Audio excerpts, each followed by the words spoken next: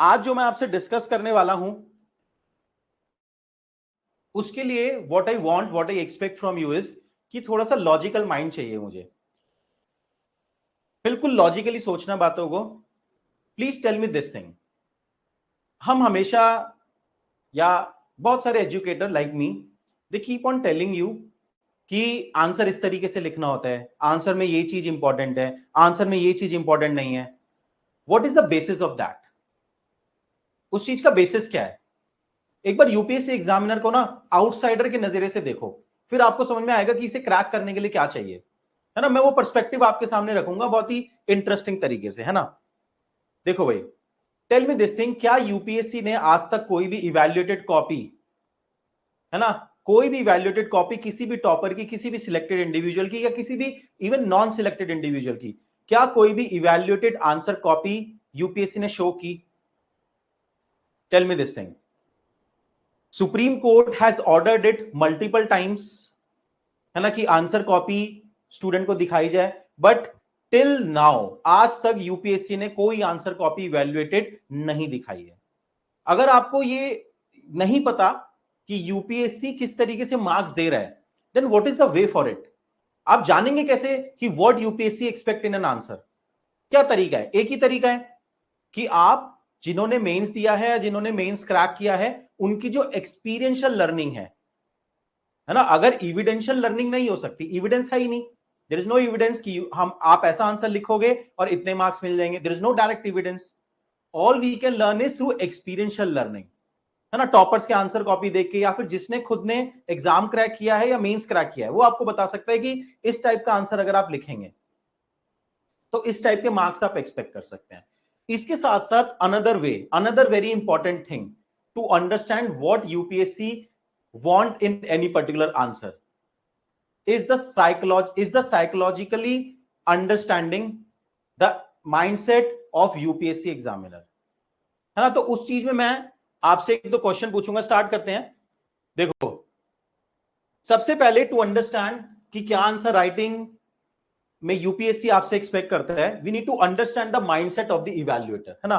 Please tell me this thing, those who evaluate the answer of the GS की भी बात चल रही है, कौन लोग हैं वो? Who are those people who are actually evaluating the answer? Any idea? College professors, academicians are checking your paper, है ना।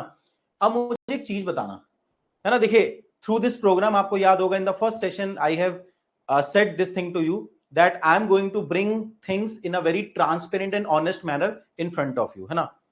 मुझे एक बात बताना कि how much pay UPSC grant to these professor for checking one copy? क्या लगता है आपको? How much pay UPSC give to these professors? In one of the RTI UPSC has revealed कि 200 to 300 rupees we provide for one copy valuation. 200 to 300 rupees UPSC provide.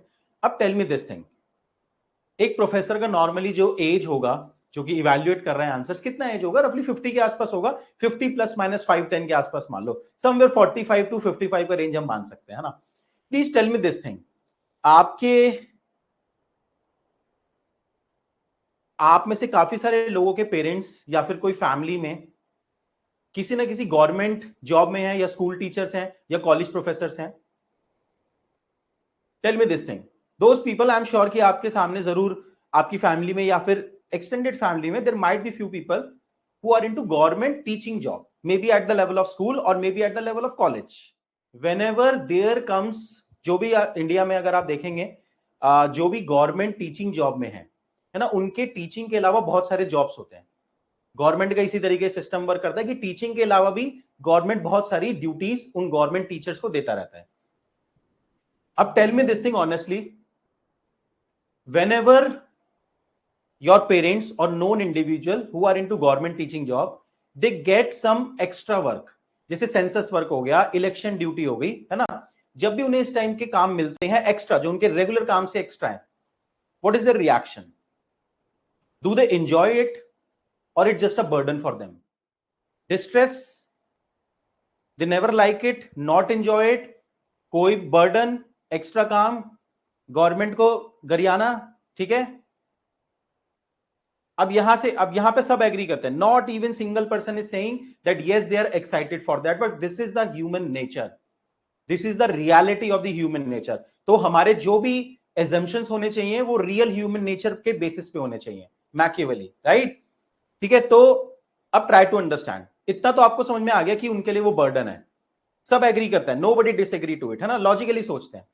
अगर उनके लिए वो burden है तो 200-300 रुपीज एक एग्जामिनर दिन में कितने कॉपी इवैल्यूएट कर लेगा, है ना? What do you think? ज्यादा ज्यादा 7-8 कॉपी, मतलब मान लो if they are sitting for 6 to 7 hours, 6-7 घंटे का काम बहुत होता है ना? जो सीनियर टीचर्स हैं उनसे पूछो आप 6-7 घंटे कितने ज्यादा काम होता है ना? ज्यादा से ज्यादा 6-7-8 कॉपी वो इवैल्यूएट कर पाएंगे, है ना? तो 10 से 15 या 15 से 20 कॉपी, है ना? तो रफली you can say 3,000 to 4,000 rupees, और उसके लिए they will go to Dholpur house, वहीं पे कॉपी चेक होती है उनके एग्जामिनेशन हॉल में। तो money is not the motivation for them, ये तो मानोगे आप? Money is not the motivation for them, absolutely not, है ना? What is motivation for them, rather what is more administrative imperative for them, कि government job है, ऊपर से ऑर्डर है, जाना पड़ेगा। जब इलेक्शन ड्यूटी आती है ना किसी गवर्नमेंट टीचिंग पर्सन की, तो हमेशा वो पहली कोशिश ये करता है कि इलेक्शन ड्यूटी कैंसिल करा दो, है ना? तो अब आपको यहां से क्या समझ में आया?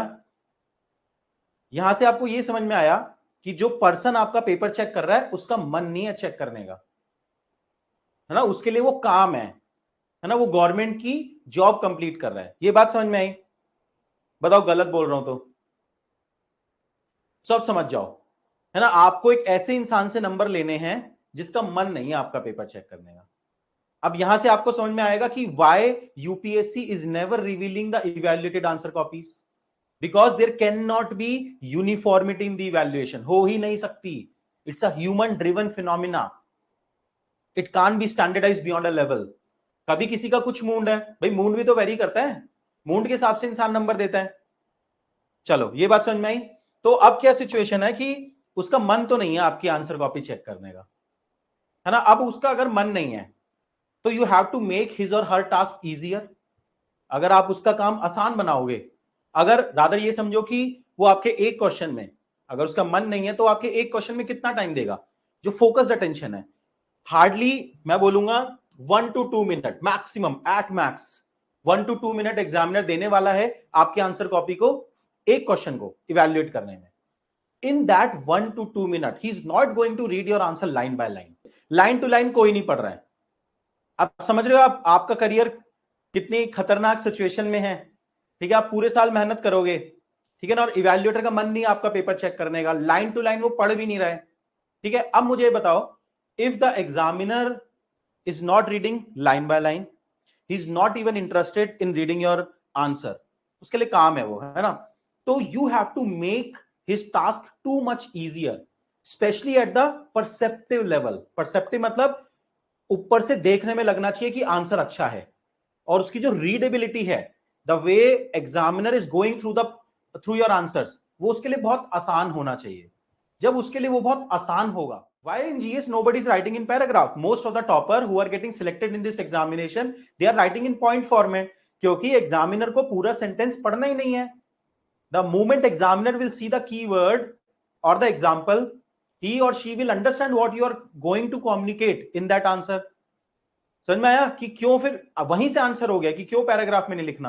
पैराग्राफ को रीड करना मेहनत का काम है, या तो आप मेहनत करोगे या वो मेहनत करेगा। अगर एग्जामिनर को मेहनत लग गई आपका पेपर चेक करने में, तो अगले साल आपको दोबारा मेहनत करनी पड़ेगी यूपीएससी में, ये बात याद रखना। मेहनत ही लगनी चाहिए उसको पेपर चेक करने में, ठीक है? टू कैप्चर द अटेंशन के लिए एक और वर्ड बोल सकता हूं, topper underline the keywords. Topper keyword underline करते हैं नहीं करते? कुछ इंटरेस्टिंग से डायग्राम इधर उधर स्प्रिंकल करते हैं, क्यों करते हैं? है ना, to capture the attention of the examiner, to make him believe yes we are writing good things, ठीक है ना? चलो, तो सैड रियलिटी, बट इसी रियलिटी के अंदर हमें एग्जाम क्रैक करना है ना? चलो अब आते हैं कि व्हाट विद, अगर आपको यहां तक ये समझ में आया कि this is the mindset of the evaluator, तो on the basis of that and our experiential learning we have understood कि what UPSC expect in any particular answer. 5 to 6 point I will share with you, इसको समझ के देखते हैं। और ये जो थिंकिंग मैंने लॉजिक बताया, देखो रटना नहीं है आपको, है है ना। मैंने लॉजिक इसलिए बताया ताकि आपको रटना ना पड़े। जो मैंने लॉजिक बताया कि एग्जामिनर की सिचुएशन समझाई, you should be in the shoes of the examiner while listening to these thing, ठीक है ना। तो अब देखो आगे क्या वो एक्सपेक्ट कर रहा है। The first thing that is more important and it might sound very obvious to you, but when you will write the answer it won't be that obvious, है ना। first point is write what is asked. write what is asked मतलब exam में question में जो पूछा गया है उसको आंसर कीजिए। Most of the people in let's say कि हम 20 क्वेश्चन की बात करते हैं इन GS1 GS2 GS3, most of the people do this mistake. They write what they know, not what examiner is asking. एक सिंपल सा एग्जांपल लेके अगर मैं आपको समझाऊं, एक कॉमन एग्जांपल ले लेते हैं, हर जगह वही अप्लाई करेंगे, ठीक है ना। एग्जांपल सिंपल एयर पॉल्यूशन का टॉपिक उठा लेते हैं। Let's say question is 10 marker question है, assess the reason for air pollution in India. assess the reason for air pollution in India. अब एग्जामिनर ने पूछा क्या है, रीजन। अब लोग क्या कर रहे हैं, in answer they will write impact and solution because they know lot of point on the impact and the solution of the air pollution. But actually पूछा क्या एग्जामिनर ने पूछा reason. this is the core of the answer. Of course you can write briefly about the impact and solution, but if you are not making reason as the core of the answer, ये बहुत simplistic example है ना। आपके लिए यहां पे demand समझना बहुत इजी है, मैंने सिंपल एग्जांपल लिया है। बट समटाइम्स व्हाट हैपन, आप फ्लो में जो पूछा है उसके पेरिफेरल की चीजों पे ज्यादा फोकस कर देते हैं। सो राइट व्हाट इज आस्क्ड, जो पूछा है अगर आप वो ही नहीं लिख रहे हो तो एग्जामिनर आपको 0 देगा, ठीक है। पहले ये सिंपल सी चीज है, इसी को मैं बोलता हूं satisfy the demand of the question.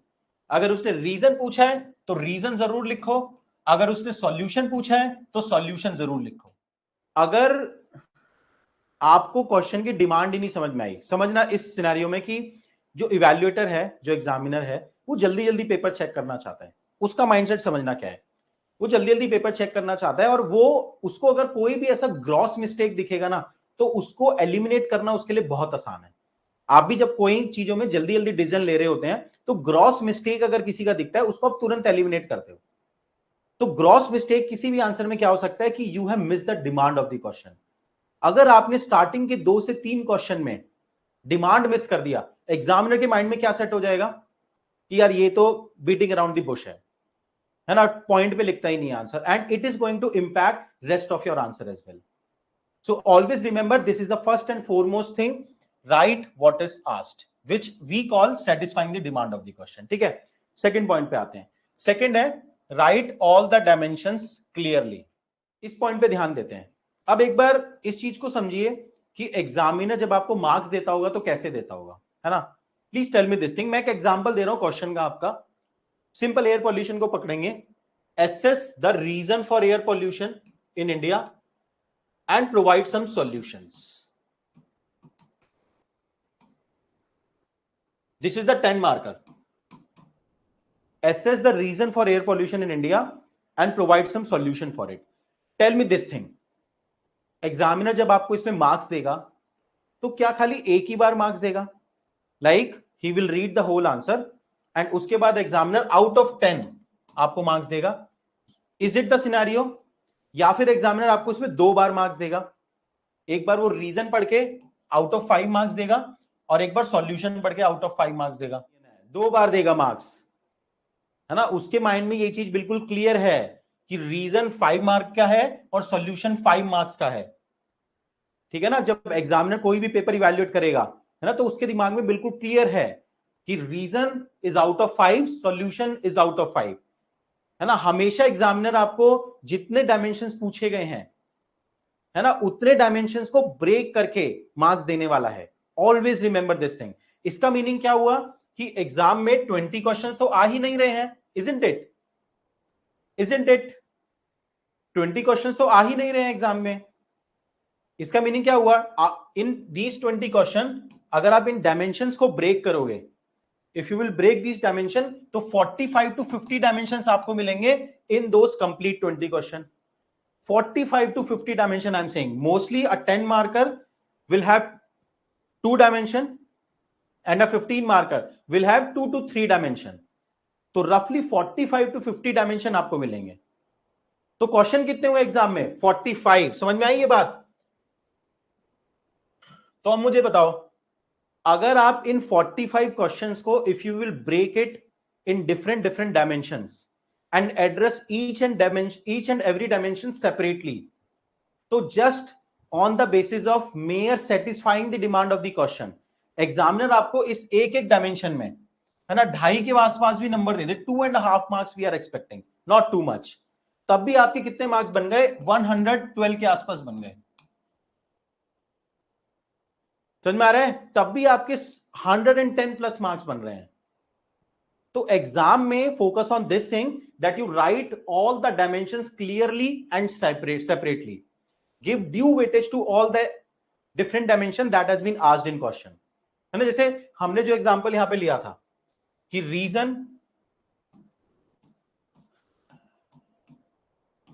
And solution, अगर ये 10 मार्कर है तो एक पेज में रीजन लिखो, एक पेज में सॉल्यूशन लिखो. Isn't it? What mistake people do, ये बहुत ही अभी सुनने में बहुत आसान मिस्टेक लग रहा है, बट इसी का इंपैक्ट 10-10 मार्क्स हर पेपर पे पड़ता है. और इतना ही गैप है ना, एक मेन से बाहर हुए कैंडिडेट में और एक सर्विसेज जिसको मिल गई हो उसमें खाली 50-60 नंबर का गैप है. ठीक है ना, तो 50-60 नंबर इसी तरीके से 10-10 नंबर हर पेपर कम होते जाते हैं. What mistake people do, reason पे लिख देंगे 1.5 पेज क्योंकि रीजन पता है उन्हें, और सॉल्यूशन पे लिखेंगे हाफ पेज. तो अब एग्जामिनर किस तरीके से आपको मार्क्स देगा? रीजन में ज्यादा 3 नंबर दे देगा. कितने मार्क्स दे देगा आपको? 5 में से रीजन में ज्यादा 3 नंबर दे देगा. 60% is the highest marks which UPSC is giving right now, है ना. और सॉल्यूशन में जस्ट बिकॉज आपने हाफ पेज लिखा है, अगर यहां पे आपको 1.5 पेज लिखने का 3 नंबर मिल रहा है तो यहां पे हाफ पेज लिखने का 1 नंबर मिलेगा. Isn't it? है ना. तो कितने टोटल मार्क्स बने? 4. जबकि आप दोनों पे अगर एक एक पेज लिखते, 1 page on reason and 1 page on solution, तो 2.5 वो दोनों जगह देता आपको और टोटल बनता 5. Understood how people are losing 1 small marks every second question at least because of this reason.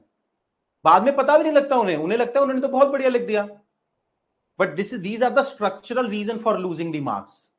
समझ में आया? आगे बढ़े. The person who is getting 42% or who is losing 58%, है ना, is becoming an IS.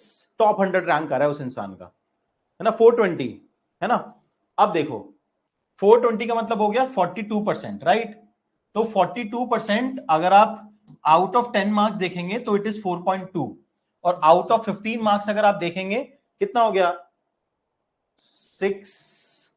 6.5. अब बताओ मुझे, आपको please listen to me carefully, to become an IAS topper आपको क्या चाहिए? हर 10 मार्क्स में से मेरे को 4.2 मिल जाए और हर 15 में से मुझे 6.5 मिल जाए. बताओ मुझे, at the surface does it look really difficult to you? At the surface बस 4.2 मार्क्स की बात है. एक 10 मार्कर को अगर 2 पार्ट में ब्रेक किया तो 2.1 2.1, है ना. So the whole idea is कि आपको इट लुक्स इजी, राइट, है ना. मैं बताता हूं आपको प्रॉब्लम क्या है. यहां पे हम अपने किसी एक आंसर को परफेक्ट करना चाहते हैं, दैट्स द प्रॉब्लम. यूपीएससी में अगर आप परफेक्शनिज्म को चेस करोगे ना, you will never clear the examination, है ना. यूपीएससी वांट कि आप कंप्लीट पेपर को एड्रेस करो पूरे. देखो भाई, किसी एक क्वेश्चन में एक और चीज यहां पे एड्रेस करूंगा, ये समझ में आया? एक छोटी सी चीज और बोलूंगा. एक बात बताओ मुझे,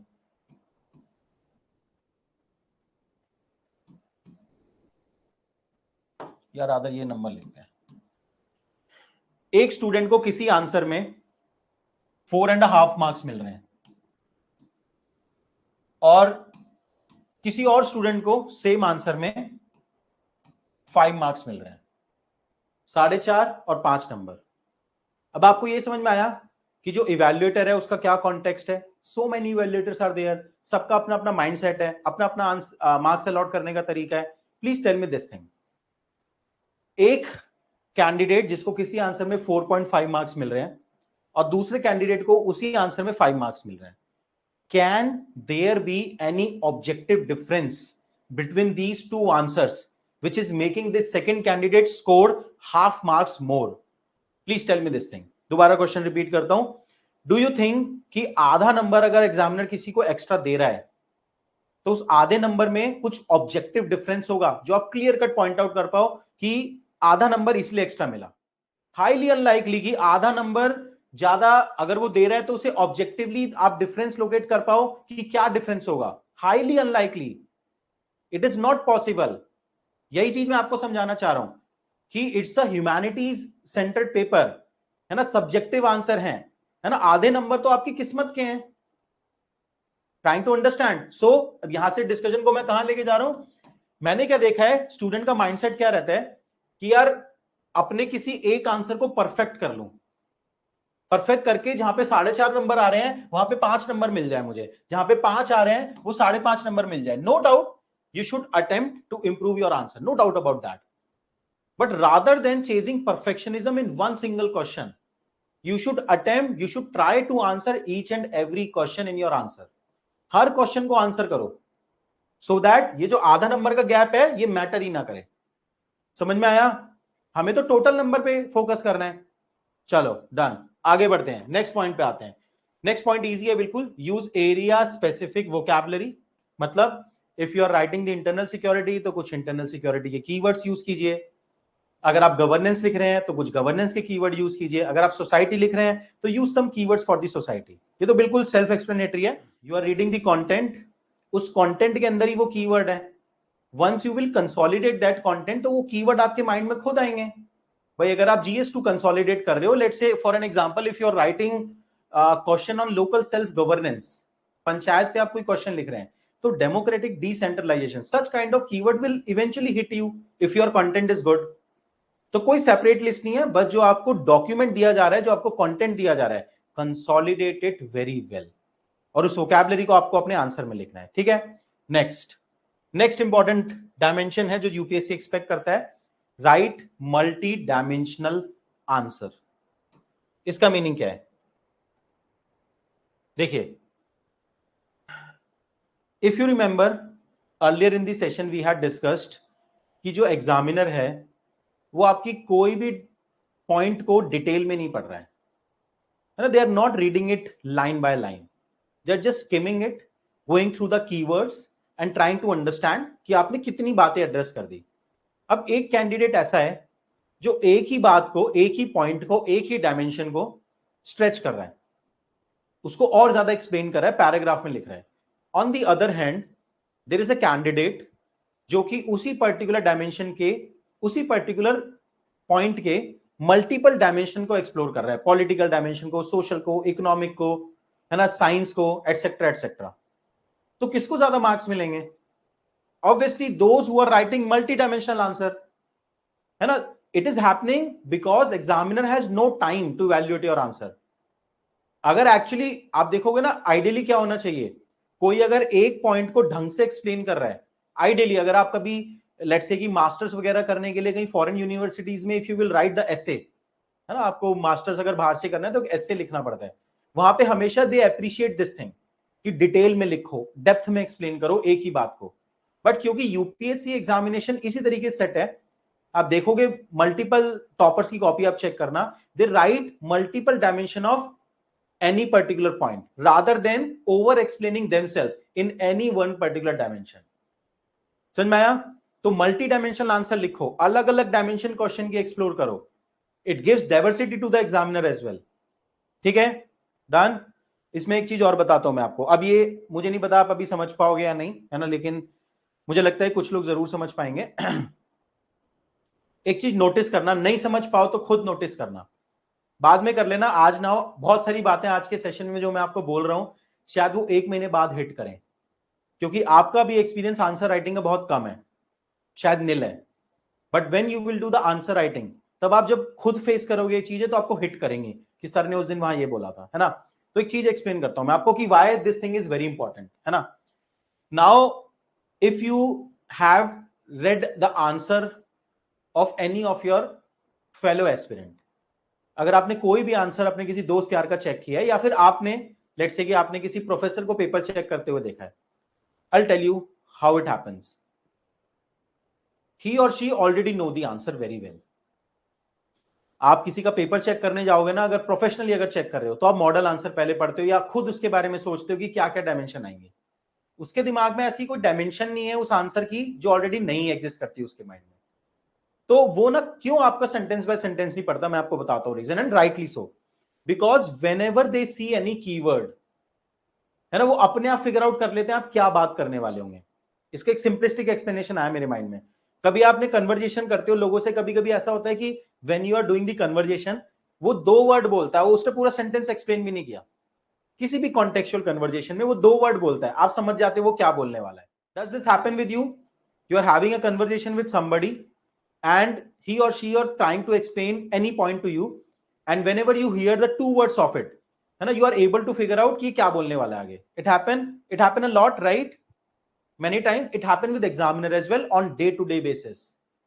उसे पता है आप क्या लिखने वाले हो, आपको लग रहा है कि आपको एक्सप्लेन करने की जरूरत है ना। whenever वो जैसी आपका कीवर्ड देखता है वो समझ गया आप क्या बोलने वाले हो, वो पढ़ने ही नहीं वाला sentence. That's why multi dimensional is very important. क्यों? क्योंकि आप अपनी कहानी एक्सप्लेन कर रहे हो और उसे पहले पता है।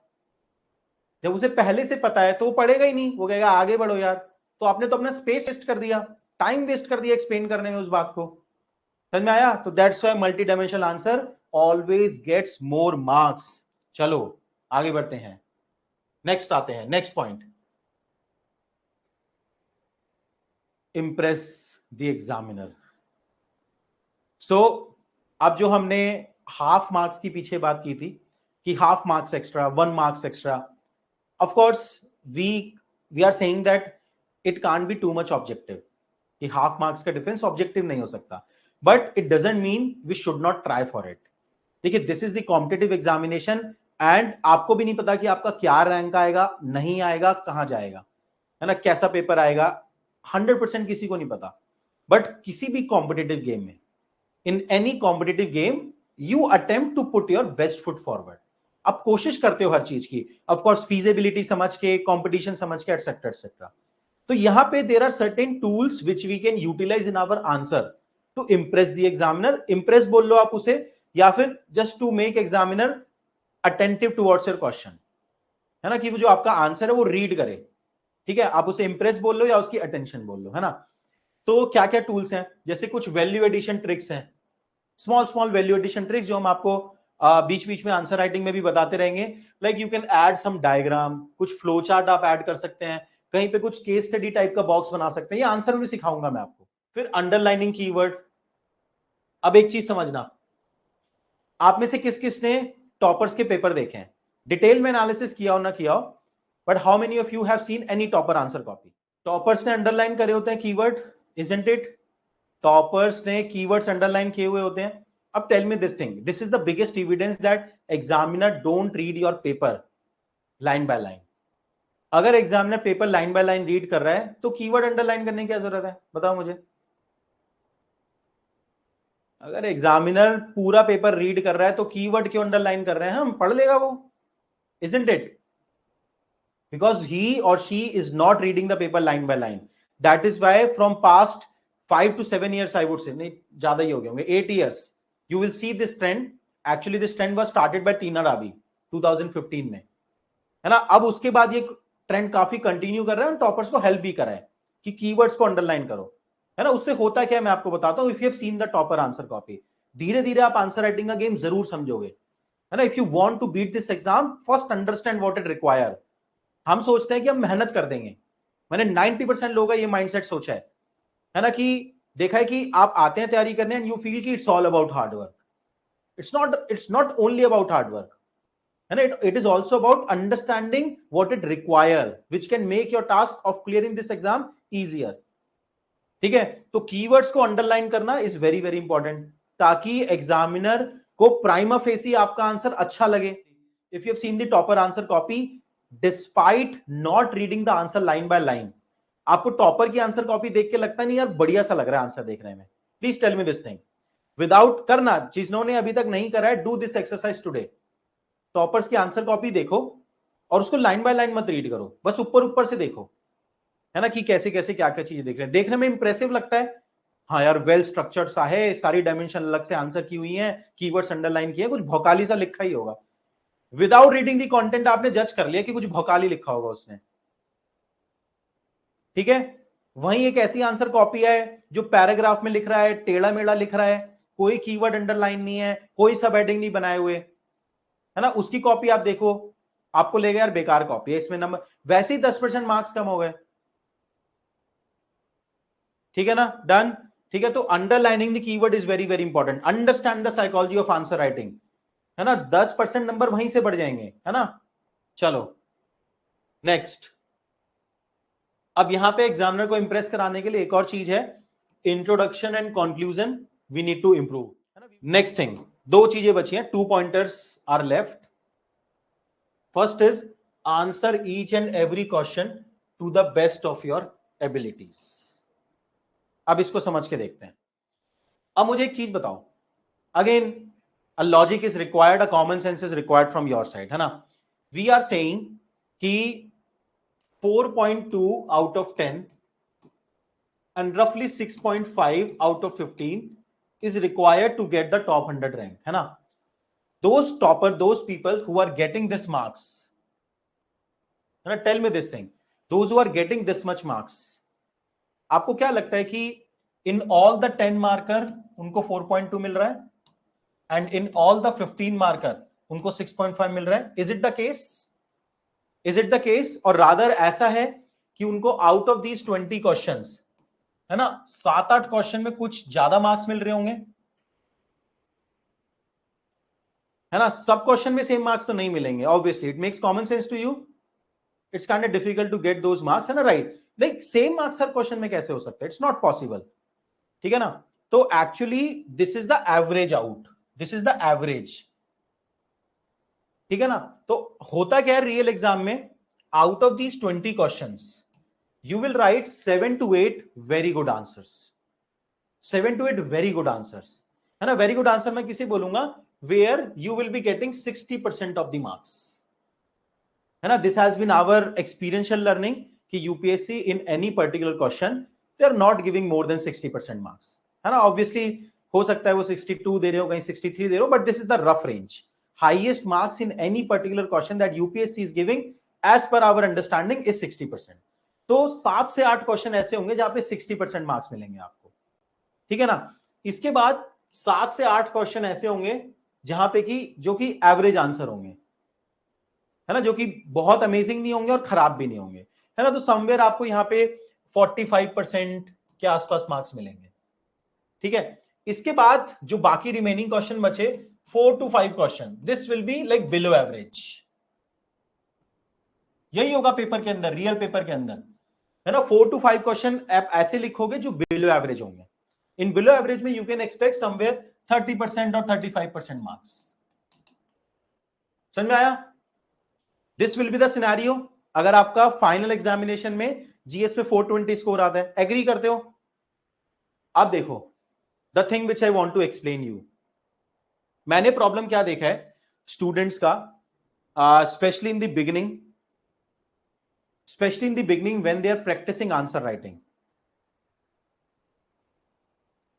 especially in the beginning when they are practicing the answer writing, they tend to think कि हर क्वेश्चन को मेरे को ऐसा लिखना है, मैं तो हर क्वेश्चन ऐसा ही लिखूंगा जो कि टॉप आंसर हो और उसमें 60% आंसर नंबर मुझे मिले, दिस इज द माइंडसेट। और अगर मेरे को मैं ऐसा आंसर नहीं लिख पा रहा, if I am unable to write such answer, then I will not continue the answer writing, I will judge myself as poor in the answer writing, this is the common mindset and this is what create inconsistency in your answer writing, है ना। जितने important ये 7-8 question हैं उतने ही important ये 4-5 question भी है, try to understand. मैंने देखा है काफी लोगों को कि अच्छा लिख पा रहे हैं तो अच्छा लिख देंगे, वरना कुछ नहीं लिखेंगे, खाली छोड़ देंगे, है ना। You need to answer each and every question to the best of your ability, है ना। इस क्वेश्चन में 7 से 8 क्वेश्चन में 60 से 70% पे नहीं जा पाओगे, बट यहां पे स्टार्टिंग के 30-35% मार्क्स लाना इज वेरी इजी।